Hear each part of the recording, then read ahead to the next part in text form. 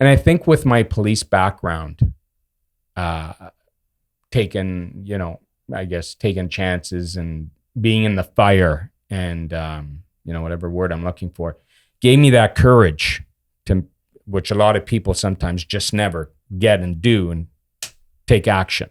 Right. I'm like, yeah, all right, let's do it. I'm going to leverage everything we got in the house and let's do it.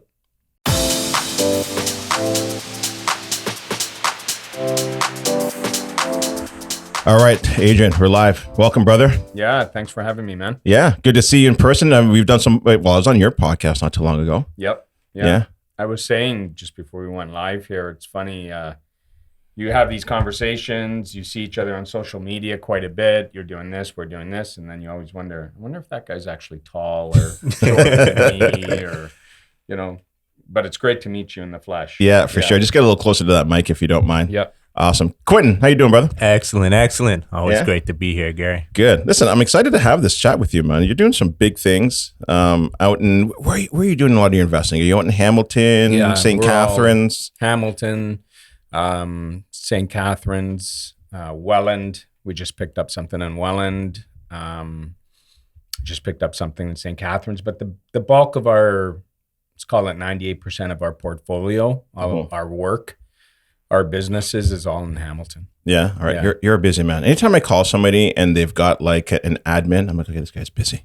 I gotta go through your admin to get to Adrian, right? It doesn't stop. Yeah. Or else you'll spend the whole day, trying to get to what you got to get to, screening out the calls and the emails and stuff like that. But yeah, I guess it's a good sign. Yeah, for sure. It's always difficult though when you're thinking about getting an admin and you're like, can I afford it? And, at least for me, it was. I don't know if you had that same hurdle. Yeah. I think most people do. Yeah. And I think early on in my career in this game, one real hard lesson pill I had to swallow was the pill of leverage. Mm-hmm. Right. And I grew up with nothing. I got my first pair of skates out of the garbage. Okay. I grew up with nothing. My parents did for me what they could, which was average, but we weren't swimming in it. So I grew up pretty frugal, and even in my early days, being a police officer, I was pretty frugal. I love police. I was police, but most cops are cheap. Okay, like really deep down cheap.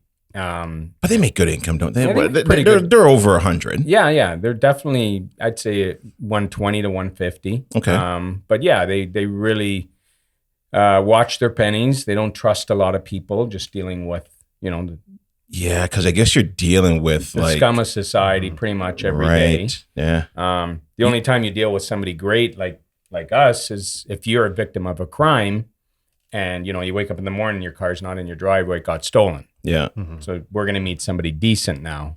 But more often than not, you're going to the lowest of the low. Do you start like re-looking at your friends? You're like, man, I wonder if this guy's out to get me. Yeah. And your friends are looking at you differently because, now you're the police. Right. And, can I smoke this joint in front of you? Are you going to arrest me because you're the police or this or that? But you look at things differently and people look at you differently, and it's sad, but it's true. That's just the nature of the beast. But yeah, I grew up pretty frugal. So back to leverage. It was a tough pill for me to swallow, even with the admin side of things and leveraging that. And I finally just bit the bullet, and it's like, you know what? If I leverage this, even if it's going to cost me X amount, I really need to focus and triple that amount by leveraging that.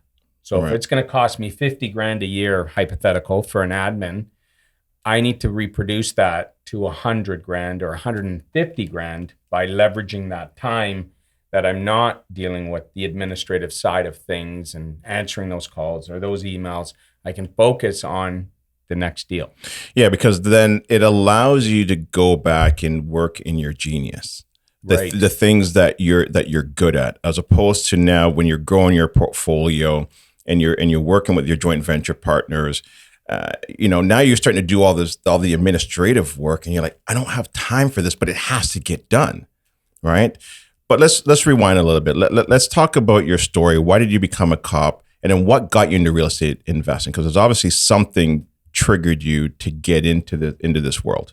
Yeah, for sure. I was the guy, I remember way back when we were in senior kindergarten, and which was a really long time ago as we get older. But it's like ages ago. Yeah, I was the little guy sitting in, when the police officer came into your school to give you a lecture. This is how you cross the road. You look both ways and jazz. Yep. Like that. I was the guy sitting in the corner, on the carpet with your class, and there's the police officer standing in front of you, giving you this little lecture on how to cross the road. Yep. And I remember looking up at this guy, and I still remember his name. His name was Officer Norm. I remember looking at this guy in his shiny boots and his police belt and the gun and his uniform, and he was crisp. It was a gun that got you. It was a gun, yeah. I remember looking up going, like, that's my Superman. This guy, like, this is my Superman, and I want to be that guy. And it never left me.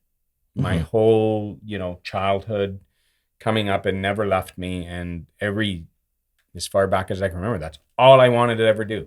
Right. I want to be that guy.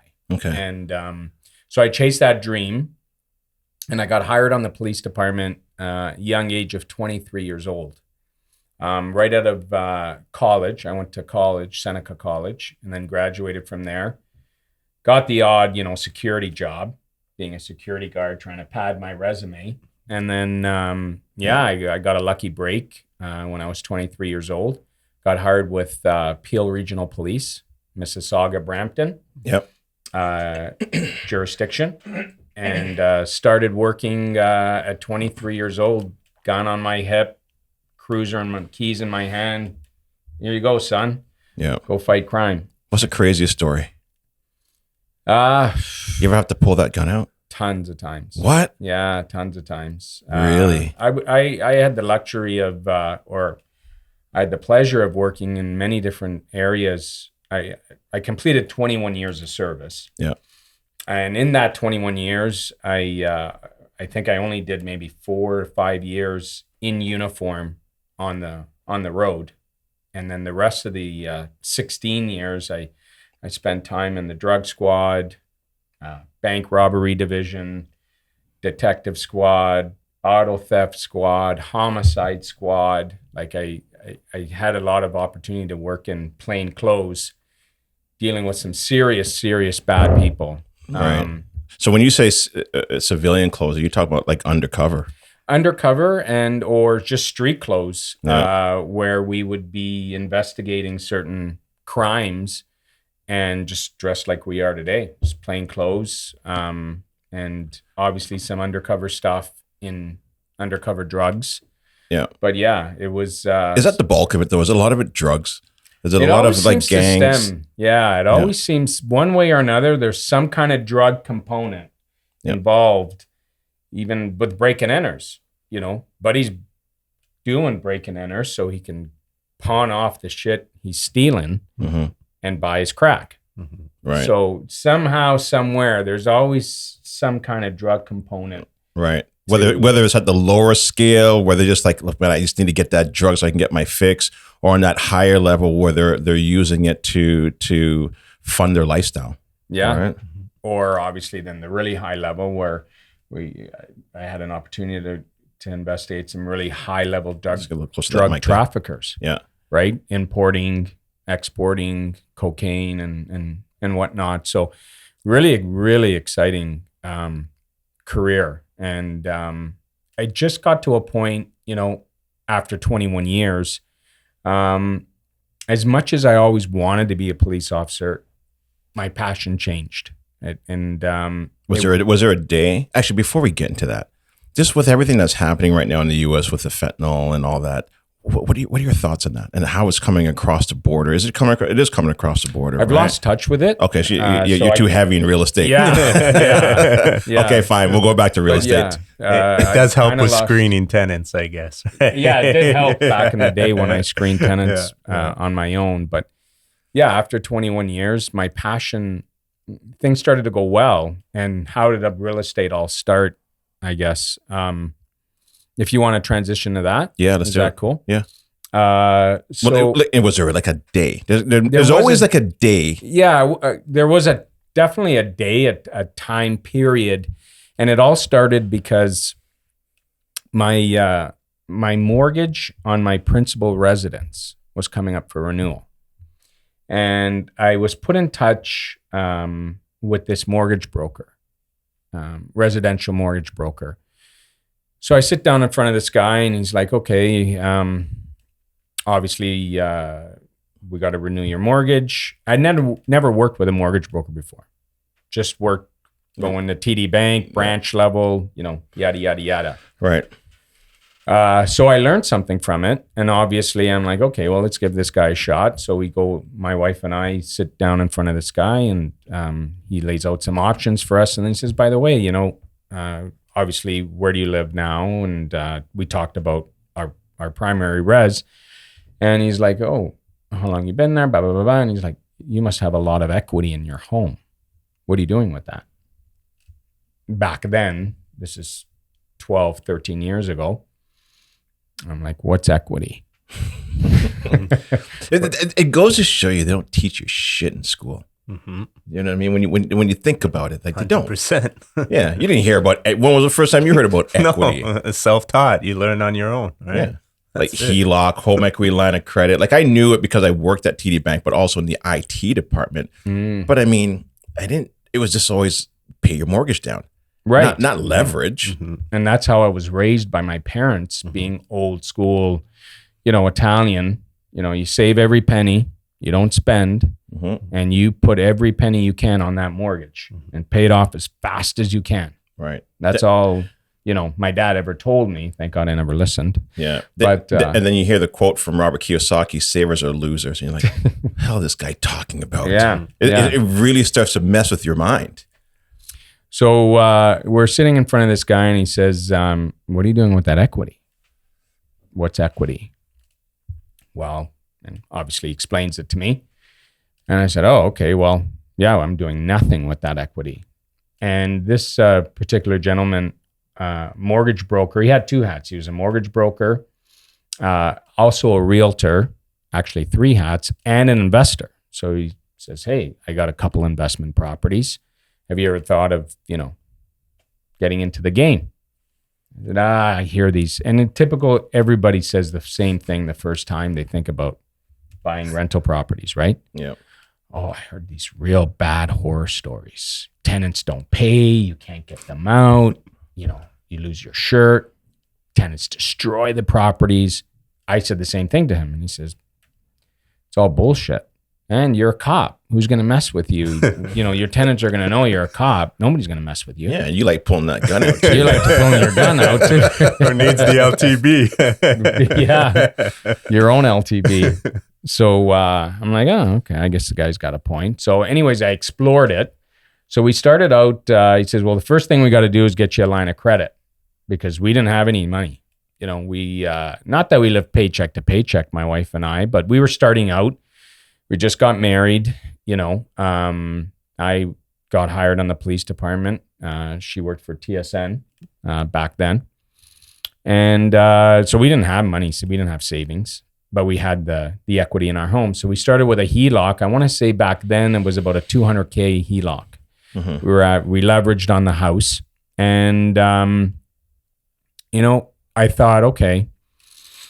The second thing that pushed me was when I finally put in my 30 years on the job, what kind of lifestyle am I going to live when I retire, right? Because I'm going to be on a pension and obviously a reduced income, same as my wife. So, what are we going to be able to do in life with this reduced income, blah, blah, blah, blah. So I thought, okay, well, if and then I started reading some stuff and listening to this mortgage guy, and we started talking about cash flow and, how cash flow could subsidize that gap for when I retire in my income. All right. So I'm like, okay. And I think with my police background, taking chances and being in the fire and whatever word I'm looking for, gave me that courage to, which a lot of people sometimes just never get and do and take action. Right. I'm like, yeah, all right, let's do it. I'm going to leverage everything we got in the house, and let's do it. So that's how we started. Right. And now, did you start with single family? Did you get right into the multifamily? Duplex. Okay, Our very first one was a duplex. And, back then, novice frame of mind, I got to buy something really close to where I live so I can drive by 5 times a day and make sure everything's okay, right? Yeah.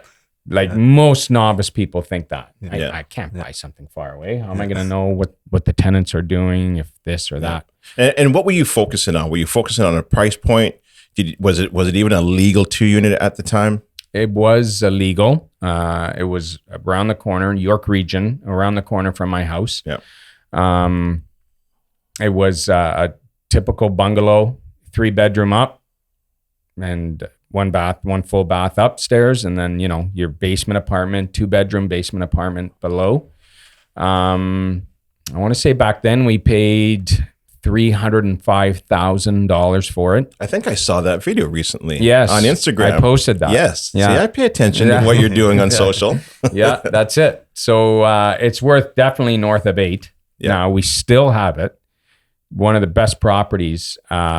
Low maintenance, no issues. It's been a great property. Right. Great property. Tenants have been there since. Tenants have been there. Yeah. I mean, we've had turnover, but we've had very little, if any.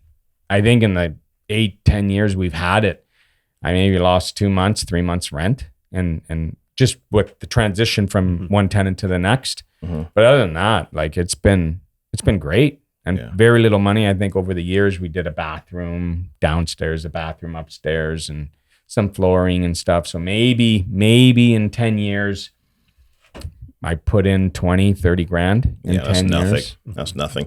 Okay, so you do that property, you get your taste. You're like, okay, you know what? I want to continue to keep doing this. You pick up a couple more properties. So then we ventured to Hamilton. Right. Yeah, we hit the brick wall. So we picked up a couple more using the line of credit, the home equity line, and we hit the brick wall. Third property? We had, that one, we had 4. 4, okay. And then we hit the wall. Okay, you're tapped out, your debt service, you're leveraged. So then we had a decision to make. Things were going really well. Obviously, we then segued the next 3. Like I mentioned, we're in Hamilton. And then we hit the brick wall, and it's like, okay, what are we going to do now? Are we going to stick with this? And it was going well, the cash flow was coming in, and all we did was buy turnkey. Okay. I wasn't buying distressed and incorporating the burr and all that stuff. Yeah. I mean, but times are different back then too, Big man. time. Like so different. We're talking 10, 12 years ago. Yeah. Yeah. So we hit the brick wall, and it's like, I want to keep going. And my wife thought, whatever happened, I want 1 or 2 cash flow to subsidize the pension. Like we got 4 now, and you still want, take it easy, right? It becomes addictive. It does. It really does. I always tell people it's like tattoos. I don't know many people that just have 1 or 2 tattoos. Right. Yeah. Right. They keep going. Yeah. So it does become addictive. So I thought, okay, well, either we're going to go maybe potentially be lender, or we're going to start to joint venture. So over the course of those first, let's call it 3 to 4 years, when we were starting to build this portfolio just ourselves, we then started to build, I guess, a bit of a reputation out there. Plus, I started to get featured on a couple podcasts. And people resonated with the story, right? Police officer, turn investor, starting to build this portfolio, blah, blah, blah. And I got a couple lucky breaks with some investors reaching out. Hey, Adrian, I heard you on this podcast. I heard you on that podcast. Love to connect with you, potentially do business.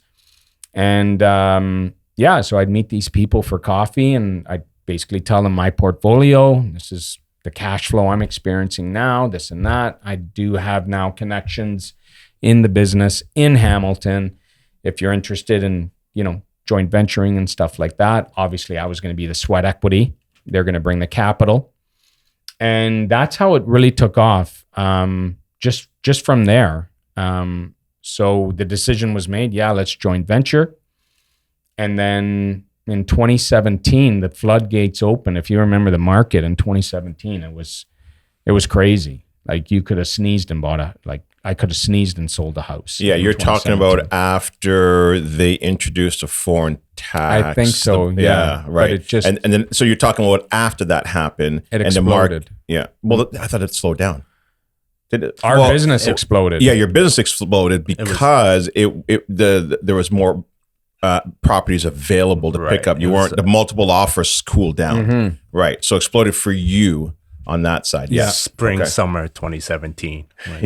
And that was the year, ironically, I retired from the police department. Okay. So God works in mysterious ways, because get this one. I get hired on the police department, and you can't pick your badge number.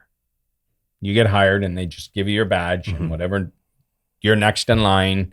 If you were at 200, now you're 201. Your badge number is 201, and you don't get to pick it. Yeah. You just get it. So when I got hired with the police department, my badge number was 2017. Oh. I retired because of real estate. I retired from the police department after 21 years in 2017. That's crazy. Yeah. Who would have thunk, right? Yeah. So I left. So when you retired in 2017, what allowed you to do that? We know real estate, but was there a certain amount of cash flow that you were looking to get? Did it supplement your income, or was it half your income? Because that's always the challenging part, I think, for a lot of people that want to get into real estate investing and do it full time. How do you know when is the right time? Yeah, and I probably, that's a good question. I probably could have left a couple years sooner, but essentially when I left in 2017, I was producing,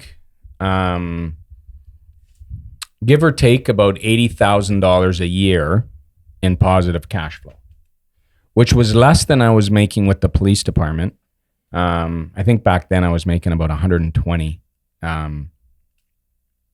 with the police. But I was burning the candle at both ends. So I'm a full-time police officer. I got a little daughter at home. My wife works full-time. I'm running back and forth from shift work to Hamilton, days off, back and forth, Hamilton, police, court, overtime, sleepless nights with night shift. I was really burning the candle at both ends. And it got to a point, even my wife said, why don't we don't need the money. And if you could probably make a lot more and do better if all you did was focus 100% of your effort in real estate investing and become a full-time real estate investor. And that's exactly what I did. So it was bittersweet, but it was also pretty emotional for me because, again, all I ever wanted to do was be a cop. That's it. And when the day finally came that I had to hand in I made the decision. I'm like, okay, that's it. I'm done. And I handed my letter of resignation in. I was pretty emotional because it was a dream that I always had, and I'm leaving my dream that I never thought I would. I thought I'd put in my 35 years. I'd never want to stop policing. So it was pretty emotional when I handed in my letter of resignation, and but I knew there were greener pastures, and I was after, and what a lot of investors are after. I was after freedom. Right. Obviously that financial piece, but more so the time freedom, the geographical freedom. And I think you and I talked about that too on the podcast when I interviewed you on mine. Yep. I really wanted that more than anything else. And I knew as long as I stayed with the police, I'd never have it. I'd never have that freedom because I was governed by the clock. Right. And so you were putting people in handcuffs, but then your job also had you in handcuffs. Bingo. There you go. You're absolutely right. Yeah. Yeah. I was handcuffed with respect to freedom. I had to be on shift at a certain time, roll call, days off, court, I was handcuffed big time. Yeah. And I knew I would never live the lifestyle that I wanted to as long as I stayed there. And it gave me, the police department gave me tremendous experience, how to work with people, how to deal with people, how to gain people's trust. And just the gift of the gab too, and making people feel comfortable, because I did that every day. Right. And then now you're also working with people that you enjoy working with. Right? Exactly. As opposed to working with, let's call it a spade, I'm going to sugarcoat it, the scum of society, really. To say it, hey man, it's real talk. The lower, the scum of society that, the drug users, the molesters, every, pardon my French, but every piece of shit you can imagine, I dealt with over those years. And you know the thing I always thought of too, whenever I saw cops, like, hey, look, man, I appreciate the work that they do. I don't think they get enough appreciation, and it was always like, man, all it takes is for one lucky punk to get to jump on you, right? Yeah. And you're done. Yeah. That's all it takes, right? Mm-hmm. And this guy is just either maybe trying to put some food in his belly or just, however life turned out for him, he doesn't give a shit about you. He's just worried about that next dollar. That's it. That's it. And you just got a guy who's just trying to do a job. Mm-hmm. And I was that guy. But so the pastures were greener, and I knew they were greener. And although it was emotional to leave, it was the right time. I'd lost my passion. And my mindset was now, I'd be at work, working in undercover capacity, thinking about checking realtor.ca, trying to see, I gotta go see that. I gotta call my agent so I can go see that. Meanwhile, I'm not focused at what I'm working on, which could be dangerous, obviously. So it was like, it's time. Yeah, that's a good point. It's time to go. My head isn't in it. I could wind up getting hurt or getting somebody hurt. It's time to go. Yeah. So your partner's like, Adrian, didn't you see that guy just steal that old granny's purse? Yeah. And I'm just you're looking at the next deal. I'm looking at the next deal, running the numbers on my phone. Yeah. So it was time, and I left on a high. I had a great career. I got promoted to sergeant. So it was time, and it was great. Yeah. What was important in this story here is you hit that brick wall while you were still employed. We see too many investors, they get pumped up and they want to buy a property and leave their job tomorrow. Right. It's like, whoa. Let's utilize that. Let's utilize that income you're getting, that full-time job letter there.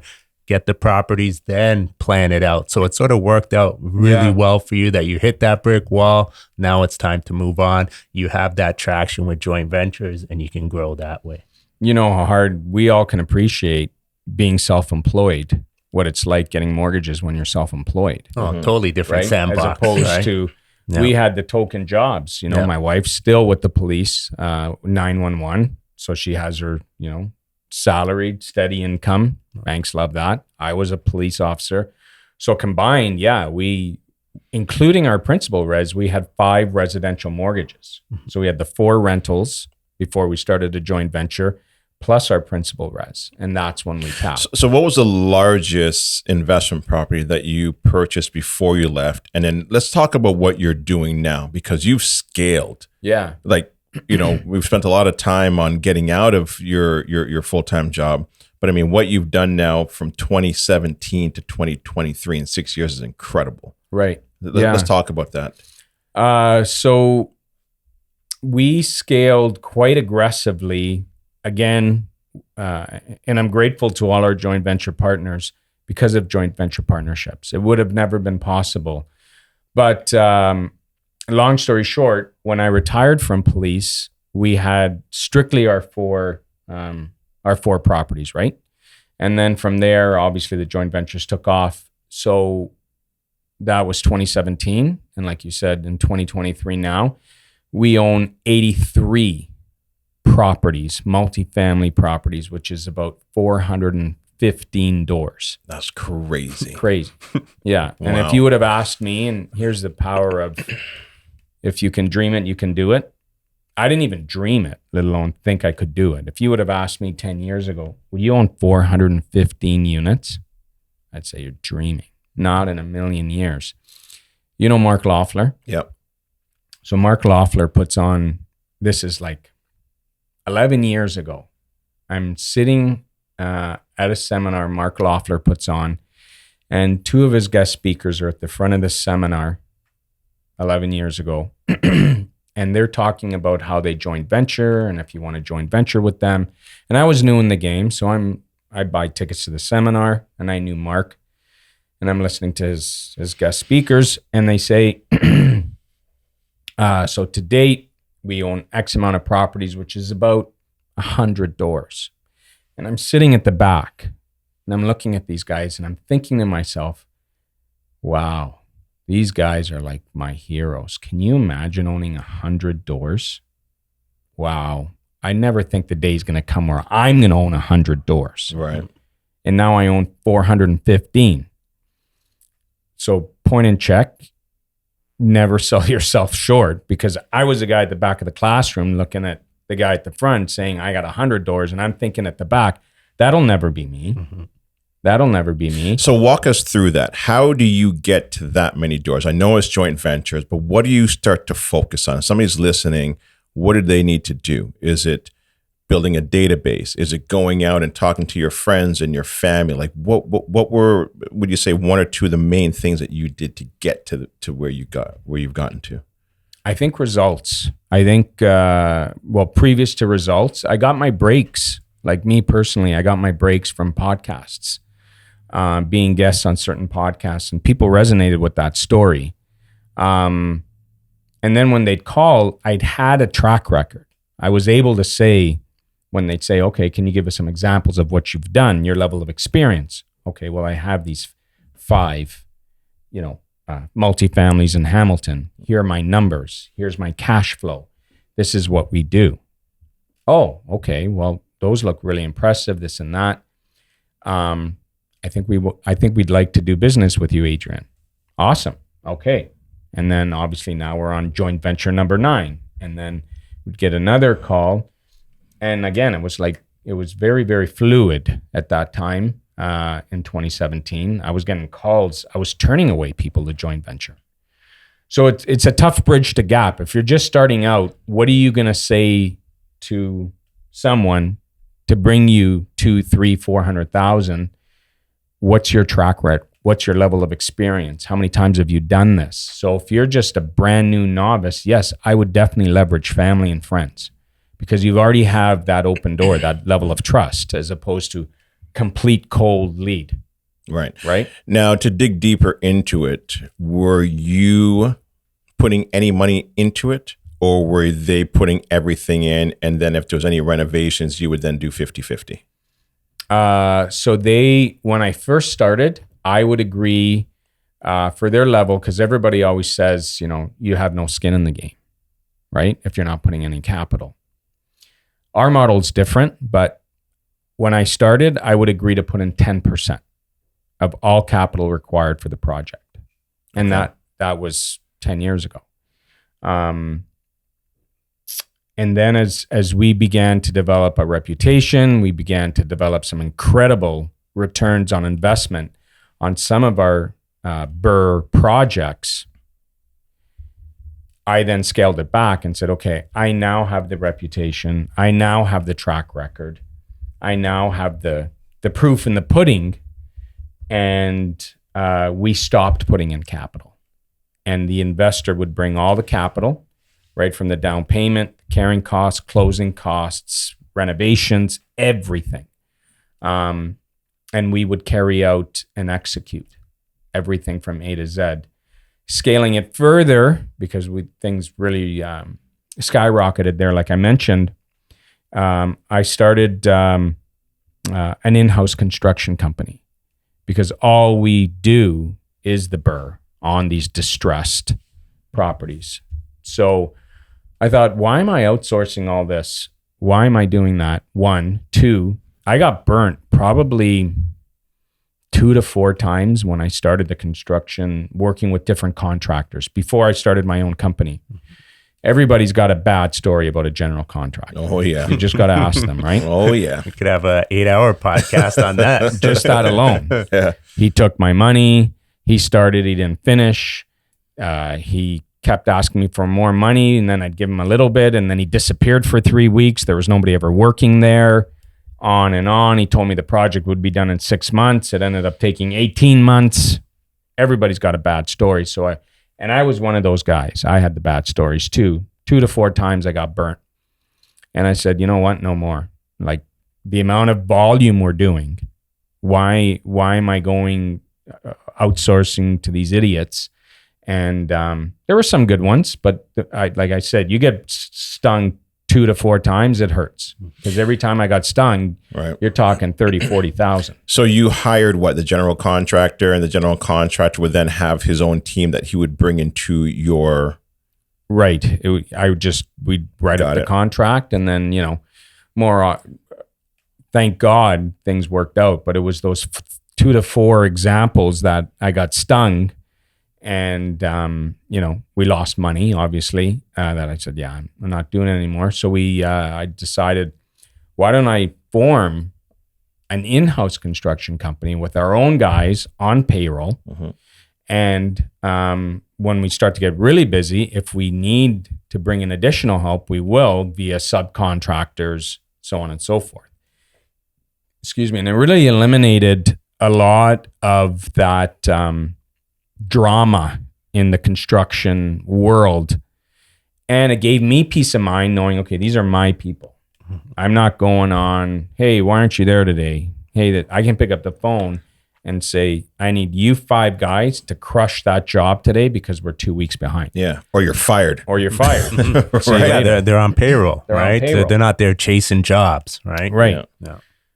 And it also gave peace of mind working with our joint venture partners, because now there's no third party I can blame. Right. The buck stops with you. It's me. And they have first communication with Adrian when they have questions as far as, okay, how are we looking at there? How's this looking or that looking? It's me, and I'm on the hot seat, and it's our people giving them peace of mind as well. I can't say, hey, I went on Kijiji because we were behind and I hired Luigi and he hasn't showed up in 3 weeks. Right.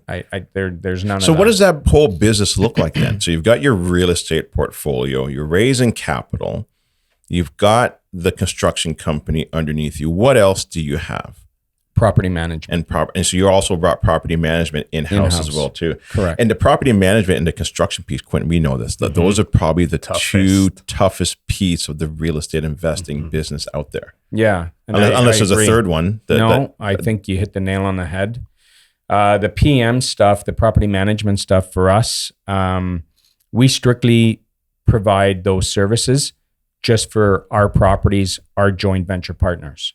So we don't really outsource. Same with construction. If somebody were to call up and say, hey, Adrian, I know you have that company now. Can you finish my basement in my duplex? No. We strictly, we're a small boutique company that just specializes and works with our properties, our joint venture properties. Same as property management. I'm not interested, and we don't need the business. We're busy enough ourselves. Right. You're to call me and say, can you, I got a duplex in Hamilton. Can you do it for me and provide property management services? Our little company just doesn't want to handle it. We could handle it. We got the infrastructure to handle it, but I'm not interested. I just want to keep it small and tight. So we provide exceptional service to our properties. Yeah. I like that. I think that's a great business model. It's clarity. Right. You're not getting shiny objects. And when you got that laser focused clarity. It's just us. Yep. That's it. Yep. I like it. And so then you got a handyman. He can go out. He can do this. He can do that. So our in-house PM company, we have full-scale maintenance, 24/7, 365. We got 2 full-time guys on payroll. Just respond to service calls. I mean, you got 415 units. There's always something going on. Yep. We got in-house leasing. Full-time leasing guys that just post the ads, show the units, screen the tenants, prepare the package that we send to the JV and say, okay, Quentin, great guy. Here's his application. the JV partner always has the last say. They get to say, nah, I don't like that too much, or yeah, let's proceed. More often than not, obviously, they always say, let's proceed. Yeah. But yeah, it's all in-house. And, my mindset when we started to scale was I wanted to build something like Costco, where an investor comes through the door, investor myself. I'm obviously a licensed realtor myself, so I can facilitate the deal. On top of that, in-house construction, in-house property management. You don't have to go to 7 grocery stores, and we're not outsourcing anything other than we have a preferred like real estate lawyer we work with, or a preferred mortgage brokers we send our business to. But like, the physical things that we need to take care of, it's all in-house. Okay, so you start off with single or 2 units, then you scale probably to 3, 4 units. You're not doing that today. You're going bigger, are you not? Like what size are you doing right now? And what's more difficult? The bigger ones or the smaller ones? And I think I know the answer. Yeah, good question. So we are still doing the smaller stuff. We've divided the company. So we have the residential. So we'll still do the 3s and the 4 unit conversions, if you will. Right. Nothing smaller than that right now. Nothing smaller than that. Yeah. And so we still have that. But I'm focused myself. I'm focused the new acquisitions, getting into the bigger stuff, the apartment building space, ranging from 10 units. Our biggest acquisition we bought about just over a year ago now, 47 unit purpose built on the Hamilton Mountain. Wow. And we have everything in between. So 10s, 12s, we got a 15 unit, so on and so forth. So yeah, we are transitioning, although we still have, because we do get the calls from the JV guys that, okay, they're leveraging a HELOC. They have 250, for example, and that's all they have. And they want to take part in a duplex or a triplex. So we're that's been our bread and butter historically. So we're like experts in that field. So we're not going to turn that away. We'll still do it. But we're trying to work more and more at the same time as well on our commercial division, the apartment building space. Which one's easier? The apartment buildings. And I say that because the only lag of time with apartment buildings is the legacy tenants, right? These buildings, these 20 unit buildings, they're coming fully tenanted. Rocco owned it for 40 years. He never raised the rents. Right. They're all in there. They've been lifers in there. So you're going to have to do the cash for keys and be an expert in negotiations, make them feel comfortable that you're going to help them get something else that they can afford. And they can use the cash for keys that you're going to pay them to subsidize. Obviously, they're going to be paying more in rents. Yeah. That's the lag. But as far as construction goes, once the tenant vacates that apartment building unit, we're in and out in 30 days. Floors, trim, baths, kitchen, paint, maybe some lighting, and we're gone. Right. 30 days in and out. And you probably have a system of here's the paint color, here's the countertops, here's a lighting, here's a flooring. Yeah. Bang it out, done. Exactly. Right. Cookie cutter system, color scheme. Yeah. Nothing really varies from that. Yeah. You probably got 4 gallons of the same color paint in your trunk. I wouldn't say the car I got here, but yeah, I probably got 10 gallons sitting in my basement at home. Yeah. But yeah, it's the same color of paint, the same floors, the same backsplash, the same kitchen. Got it down to an art where, like I said, once that tenant vacates and that unit's vacant, we're in and out in 30 days onto the next unit. Yeah. The residential stuff, typically, and you guys have done this too, but we're dealing with 80, 100-year-old homes. A lot of them are all plaster and lath, filled with knob and tube.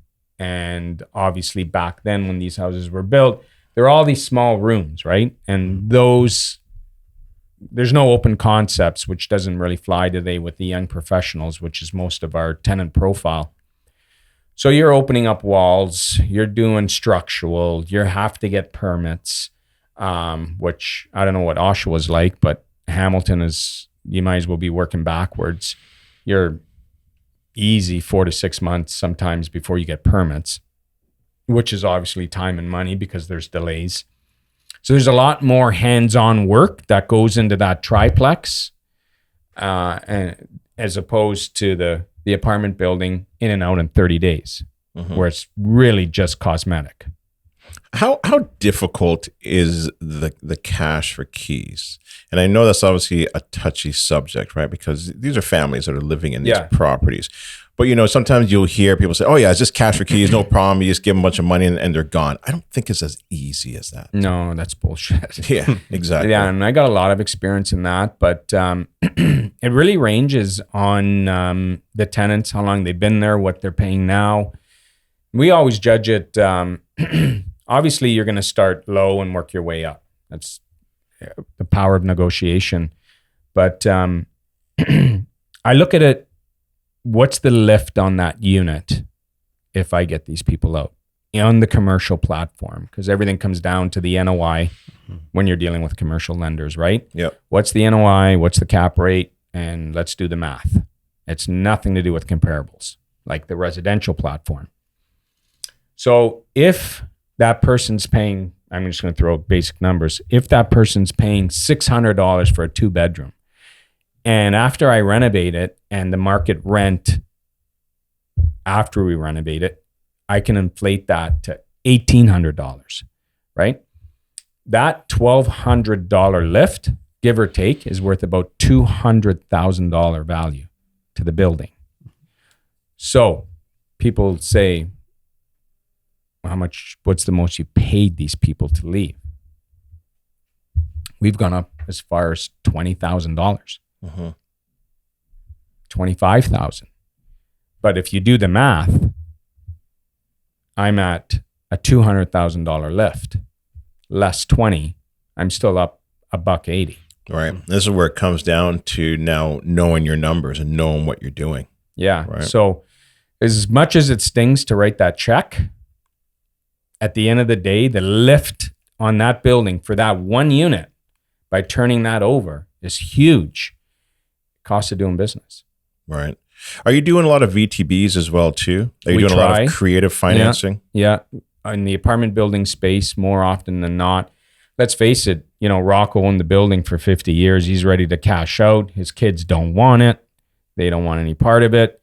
And the building is pretty much paid for more often than not. So the VTB obviously is a win-win. He can defer his capital gains and we get, you know, obviously that financing, which is pretty easy to negotiate.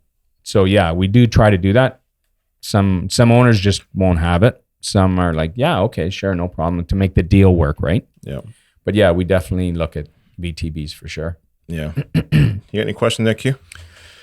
No, I'm just, it's interesting to hear the journey. So what was that one spark where you said, you know, I'm coming out of the residential? What was that spark that got you into the commercial? What was the first deal that said, okay, this is the direction we're going to go now? Yeah, really good question. It was about a year and a half or two ago. I was thinking, how am I going to get some new leads coming in for some off-market stuff? So I thought, I've worked with a couple appraisers on the commercial space. So I call up one of these commercial appraisers and I said, hey, do you know anybody, you know, that is looking to move or sell one of their buildings? You appraise these apartment buildings all the time. You must run into these owners. And he said, actually, I do. I just appraise this building. This older gentleman is looking to get rid of it. Anyways, long story short, get Buddy's name and number. I give this guy a call, and I ended up negotiating this deal. We ended up buying the building for $500,000 less than what it was appraised at. Really? Don't ask me how I did it, but the guy fell in love with me. Right. And we buy it for $500,000 less. And the experience that I had with the renovations in there, being in and out in 30 days with these unit turnovers, it was like a breath of fresh air. And it was like, okay, this is like super, super easy. I don't have to deal with permits. I don't have to deal with the city. I don't have to deal with all this other stuff. Again, it's still a good investment, but this is just a little bit easier on the construction side and everything to do with that. Yeah, you're not converting. You're just renovating. Cosmetics. Right, you're not asking for permits and let's change this. Can we get a minor variance and can we do this and can we get the higher and best use? It's just like, here's the numbers. Yeah, here are the units. Right. Yeah, let's clean this stuff up. It's just a lot more streamlined. Yeah, and I'm like, this is a lot easier.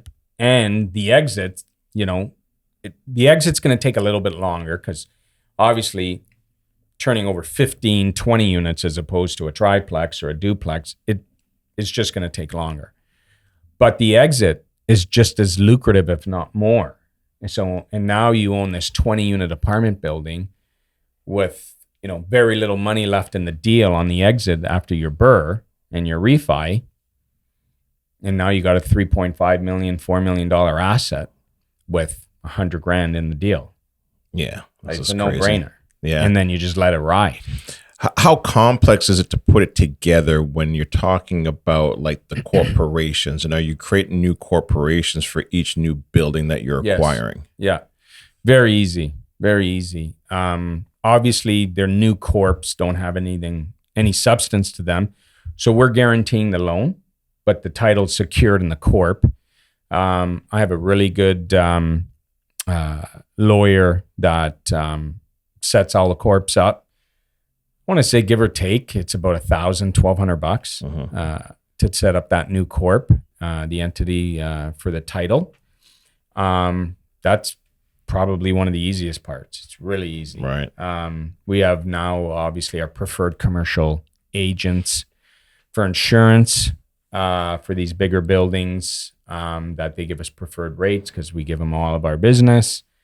So yeah, really kind of made it a very tight-knit, full circle operation, which peace of mind for me when you got 415 units on the go. There's a lot going on daily.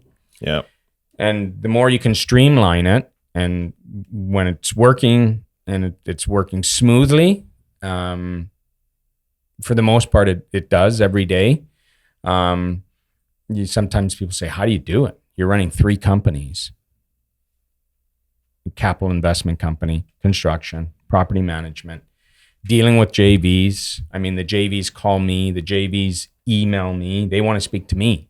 I can leverage some of our staff, but they want to hear from me and their updates and whatnot. And if they have a concern or question, they're calling me. So it's, Adrian, how do you do it? We have the processes in place, so it's pretty streamlined. It doesn't take up 12 hours a day, if you will. There's some days that are pretty stressful, but for the most part, it's pretty streamlined. And I'm just kind of overseeing everything. We probably have, now if you look at all of our staff combined in the office, on any given day, there's probably 10 people on payroll in that office running the business. Yeah. I mean, look, you got bookkeepers, there's just a lot of moving pieces and you got to make sure it's streamlined. Yeah. And I bet you probably have weekly meetings, daily meetings, just to kind of keep things in check. You're absolutely right. Right? Yeah. Like, what are we doing here? What are we doing here? Give me an update on this. Okay. What's happening there? So you're really you're overseeing all these moving pieces. And it's good for people to understand that if they're going to move into this space and to grow into this space. I mean, geez, we talked about you just hiring your first admin. Yeah. To now you're like, you're running a corporation. You're running a business. Big time. Yeah. And you now have systems. You need proper systems in place. To scale that. And to think of, back to, I guess, simplicity or whatever what I'm looking for. 12 years ago, I was driving a cruiser working a night shift, making $120,000 a year. And there's nothing wrong with that. Like I said, incredible career that I had. But I guess my point is this. I got no business education. I never went to university. I never ran a business prior to starting all of this. And I was self-taught for the most part. So my point is this. If I can do it, you can do it. Yeah. And I'm living proof that if you take action and you believe in yourself, and that saying, you fail forward and don't stay in your comfort zone, because that'll kill you. Yeah. How many videos have you seen celebrities talk about get out of your comfort zone? Get out of your comfort zone. You can't grow in your comfort zone. I'm living proof. And it works. Yeah, it does. Because all you need to do is you just got to push a little bit, and then you can come back into that comfort zone. And but once you've pushed, you're like, okay, I've been here before, and you can go a little bit more and then come back into that comfort zone. But every time you push out, you're just learning something new. And look, you're going to trip up, you're going to make mistakes, you're going to fail. But that's what it's all about. And I don't even call it failing. It's just if you didn't succeed, you learned. Those are it. You succeed or you learn. Yeah, yeah. Right? And I think that's the way to look at it, right? Yeah. How did you pivot from last year, especially with where interest rates went? That was a fast move. And when you're running a business like you're running, you got to be aware, you got to be sharp, and you got to be able to react. Because I don't think anybody ever had to react that fast, right? With everything that happened last year. That was quick. Yeah. And that's hurt a lot of investors who are not experienced and potentially got caught in that. Yeah. So we obviously, our cash flow on the residential side just got crushed with all these interest rate hikes, obviously. And some of our properties, thank God not all, but probably a half a dozen of them, we're in the red. Like, no bullshit. We're in the red. Not a ton of money, like maybe $1,000 a month. That obviously we're splitting with our JV partners, being in the red. A lot of those, I've had to carry those conversations with a lot of those JV partners because, they're blowing up my phone. Oh my God, it's doom and gloom. We should sell. Let's just get out of this. I didn't sign up for this. I didn't this. I didn't that. Right. And I've kind of tried to put the jets on and say, okay, listen, first of all, let's circle back. Here's a fourplex that we've been in the game a year and a half. We refinanced that fourplex a year ago. We got all your money out plus 50,000. Okay. What did you do with that 50,000 surplus that we got out? Did you already spend it on something else? Because that cushion obviously is nice to have for days like today, right? So let's call it spade a spade. You got all your money back. You got no money in this deal. Plus you got 50 grand. If we can hold on, now's not the time to sell because the property is probably worth less than what I got appraised for a year ago. So why are we going to sell now and take a hit? If we can hold on, let's hold on. Because again, when we first started this, remember we had that talk, me and you, Mr. Smith? Remember we had that talk and I said, this is all about long-term wealth. Ride the wave. Real estate goes up, real estate comes down. Let's ride this wave because if we can ride this wave and come out of it, we're going to be sitting really, really nice. And then if you really still want to sell, let's sell when the market turns back to where we need it to be. Because if you're going to sell today, and let's say you were going to sell today, and you potentially are going to take a 10 to 15% hit on what you could have sold for a year ago or whatever, or down the road. If you're talking about $1 million property, right? That's $100,000. Even if we're in the red, $500 a month, 500 times 12, that's $6,000.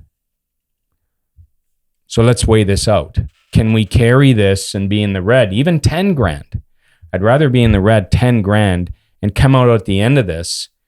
And then if you really want to sell, so we're not taking $100,000 to $120,000 bath because of, let's call a spade. The cost of real estate is down right now. We are coming back up. We are seeing more activity. We're seeing prices starting to climb a little bit, but we are down. We're still down.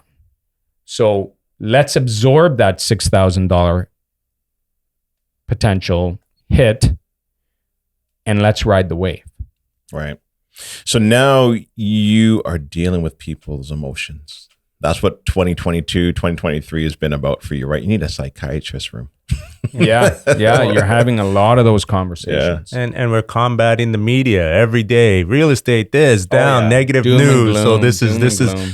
and like you said, we're in this for the long haul, right? So people get emotional when the initial conversation, they said, oh, Adrian, at least 5 years. I understand. Yep. Minimum 5 years that I got to be in this. And then something happens in the news and the emotions get stirred up and they're, oh, it's 1.5 years. Get me out. Like, settle down. Relax. Slow and steady. Right?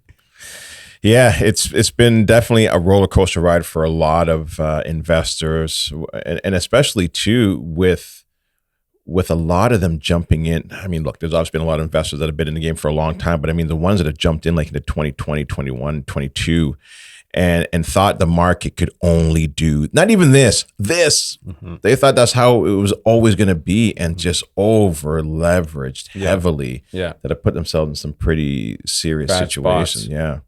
Yeah. So this is, you know what, look though, I think it's a good lesson. And I think the ones that can make it through this or come back will do very well, because they'll remember this going into the future and purchasing other properties, that this can potentially happen. Absolutely. Right. Live and learn. But if you can ride the wave, like I'm telling a lot of our JV partners who have concerns, and obviously the cash flow has been, drastically cut. Let's ride the wave. Yeah. We're going to come out of this. And you know what they say, once it starts to come back, it spikes. Yeah. The market, that is. It spikes. Historically, when the market turns, it doesn't, when it starts to get momentum, it spikes. Right. So let's ride the wave. Yeah. And look, and we're seeing it too, Quentin, with our clients, with the investors that we work with for so many years. They're just waiting. They're all just kind of like in this pause mode. This is the slowest I've ever seen my business, Yeah. But they're there. They're just waiting, because there's just been a lot of news that's out there that's really, it's making them a little confused, and they're also a little bit nervous, and they want to just kind of see where things go, right? And then when it starts to move back up again, then you're going to get those fear of missing out. Then it's the fear. Then it's too late. Yeah, I know. How do you know we hit the bottom? Well, it's already starting to go up. That's when you know, right? It's too late, man. You don't know. Exactly. And I say this too, like, just go out there and run your numbers. But just because you see a certain price doesn't mean that's what you're going to get. There are people out there that are pricing high, but they're willing to take a lot lower because they need to get out. There's people that are they want to get out and they need to get out. Yeah, you don't know unless you throw your name in the hat, right? Yeah. It's a numbers game. It's not emotion. So throw your number out. Doesn't stick, move on. Yeah. We got a listing up right now, I want to say for $850. We got a super low ball. Somebody threw us an offer at the beginning of the week for $700. Yeah. With 19 conditions. Obviously we didn't sign back. Yeah. But there's proof in the pudding. He's like, okay, I'll sure, let's throw something in. I'll try it out. And we got $150,000 less than asking price. Yeah, he might be one of my investors. Who knows, right? You never know. It didn't go anywhere. Taught them well. But you don't know unless you try. Yep. Exactly. Exactly. Because you don't know who's on the other side and how desperate they are to get out of the market, right? What's the future look like for you? What are you focusing on? Where do you see yourself in the next few years? Future for me, I'm thinking I got about another solid I'm going to go hard for another 3 years. Okay. Is my goal. That'll bring me to over 50. And I've been going hard for the last 13. And prior to that, when you say over 50, what are you talking about? You're like 39, brother. I'm 49. Get out of here. Yeah, I'm 49. So that'll put me about 53. And honestly, I worked my ass off these last 12 years. And when you're self-employed entrepreneur, you can work 14 hours a day. You just got to open up your laptop and you can just respond to emails and do whatever you do. And So I think another 3 to 4 is in the cards, and then ultimately I want to pass the torch to my daughter. So my daughter's working with us now. She's 22. Super, super smart girl, learning the business, getting her real estate license. And I like it because she's learning from the ground up, just like I did. I got my hands dirty dealing with tenants, the whole 9 yards.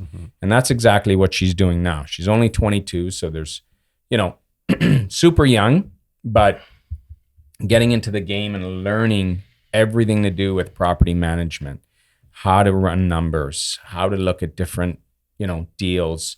We're starting her out on the residential stuff first before obviously the apartment building stuff's a different animal, but yeah. And then I'll never probably fully retire. Maybe she'll run things for me being boots on the ground, and I can be a snowbird, and go down south. Love the Caribbean. Yeah. Love the Caribbean. Maybe go down south 3-4 months of the year, the coldest months here in Canada, and just work off my laptop, and let her be the boots on the ground here, so to speak, is what my long, I guess 3 to 4 year vision is. Within this next 3 to 4 years, I want to scale. I think the next step for our company, and I think we've reached that plateau, is to start going GPLP structure, raising funds, raising capital, more of the bigger stuff like that. So I'm actually involved with talks with lawyers right now to start setting that up, where we have that, limited partnership, general partners, and I think we can scale a lot bigger with that model and raising capital that way. Don't get me wrong, joint ventures are great. But I don't think we can scale to where I want to scale. I want to get to 1,000 units, essentially, by the time I head south to the Caribbean. And I think one way to do that more aggressively is to start a fund, right? Like that. So that's in the infancy stages. I want to get that off the ground this year for sure, and then build from there. Exciting stuff, man. It's amazing. What an incredible story. Yeah, really, I really enjoyed it, and thanks for coming in and sharing your journey and what you've learned over the years. I think if anybody's listening, I think they'll definitely pick a few things up. What would you say is the most important thing that you've learned over the years? Would it be raising capital? Is that one of the most important things, or having the conversation? What do you think it is? On a personal level, I would say 2 things. On a personal level, don't be afraid to fail. Yeah. And take action. And I look back, and so many people say that, but it's so passionately true. I don't care how many times you hear that on different podcasts or different motivational videos, to take action and do it. Look at me. If I didn't take action and do it and start with a $200K line of credit 12 years ago, I'd still be working night shifts, half asleep half of the time, miserable the other half of the time because no sleep. Nobody cares about you. At the end of the day, the criminals don't give a shit about you, right? And it always seems like you're trying to chase sleep, your days off so you can forget about it, and then you're back in it. So had I not taken action, and I'm so passionate about that, I'd still be there. And I'd still, be driving my Pontiac, whatever Pontiac I had back then. But you know what I mean? So I'm so sincere about that, guys. Like, take action and don't be afraid to fail. Lastly, the raising capital definitely accelerated me in my portfolio, because without it, let's face it, how do you get to 415 units without other people's money and having the trust that they put in you? They're coming to the table with 300, 400, 500,000. People have come to the table with $3 million investing with us. There's got to be that trust. They got to know, first of all, you got the stats behind you, but they got to trust you too. Yeah. You got to have all the stats in the world, but if they look at you and they're like, this guy looks like a snake, or he just gives me the, Yeah. And also too, I would say, just to add that, after you get a couple properties under your belt, don't be scared to go jump on somebody's podcast. Yeah. Share your story. Look, I guarantee the first podcast you did probably wasn't that good. I know mine wasn't. I've shared this story. I was on Sandy and Rob's podcast. Mm-hmm. They gave me all the questions. I had all the questions, and I wrote out all the answers. And I swear to God, you read it verbatim? I read them. And I think one of the questions, they were off a little bit. I lost my foot. Now, thank God it wasn't like in a studio. It was just like, yeah, it was just over mics. Oh my God. I was so nervous. Yeah. But you get better at it. Look, we sat down here. What do? We just shit for like what, an hour. Yeah. Right. That was the institutional training in you, the education system, Gary. Oh, learn this knowledge, study for the test, and that's what you did verbatim, right? Yeah. And you learn as you're in this, you grow, you adapt, and you learn what you need to know, and you become better at it too, right? And you tell your story, and that's all people want to hear is your story. And if they can resonate with your story, they'll call you. Yeah, they'll reach out to you, even if it's just to say, "Hey, I heard you on Gary's podcast. Love your story. Congratulations. That's amazing, buddy. Best of luck. Continued success to you." If nothing else. And it just gives you that, pat on the back to say, "Hey, fuck, that guy just recognized me." And people do listen and watch. Yeah, they do. And you don't know who is. You don't know. That's the thing. Like on our social media, how many things do you post? How many this and that?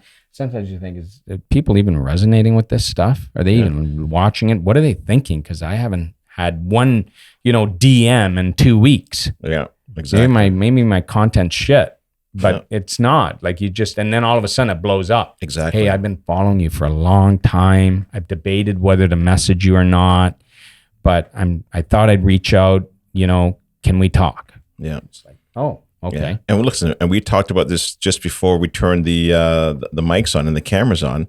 I just started a YouTube channel for my podcast. Mm-hmm. I checked this morning, 8 subscribers.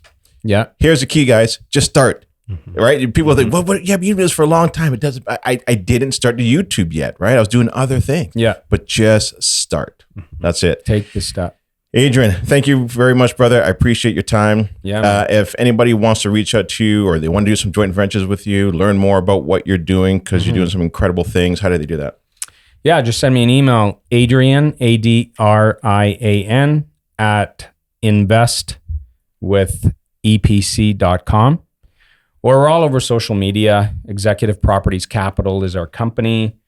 Instagram, Facebook, LinkedIn, my name. Very easy to find. Send me a message and love to chat. Awesome. Q, anything else you want to say, brother? No, I think just reiterate, Adrian, action. That is, like you said, we hear it so much, but that's the key ingredient, right? We see too many people sit in rooms, don't do anything. The knowledge is no good if you don't take action. That's it. There's so many groups out there, and I'll leave you with this for people listening. There's so many professionals out there. There's so many Facebook groups. There's so many real estate coaches.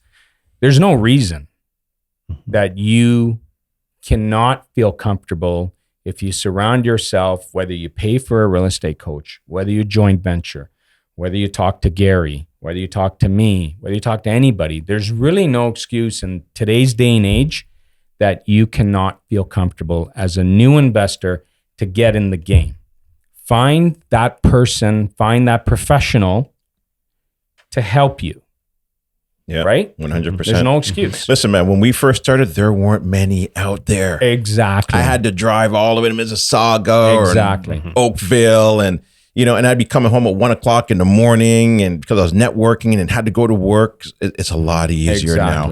It wasn't like that on social media either. Exactly. Right? So there's really no excuse. There isn't. There's no excuse in today's day and age. There really isn't. Adrian, listen, brother, thank you very much, and I appreciate your time. Yeah, man. All right, brother. Thanks for having me. Yes, we'll do it again.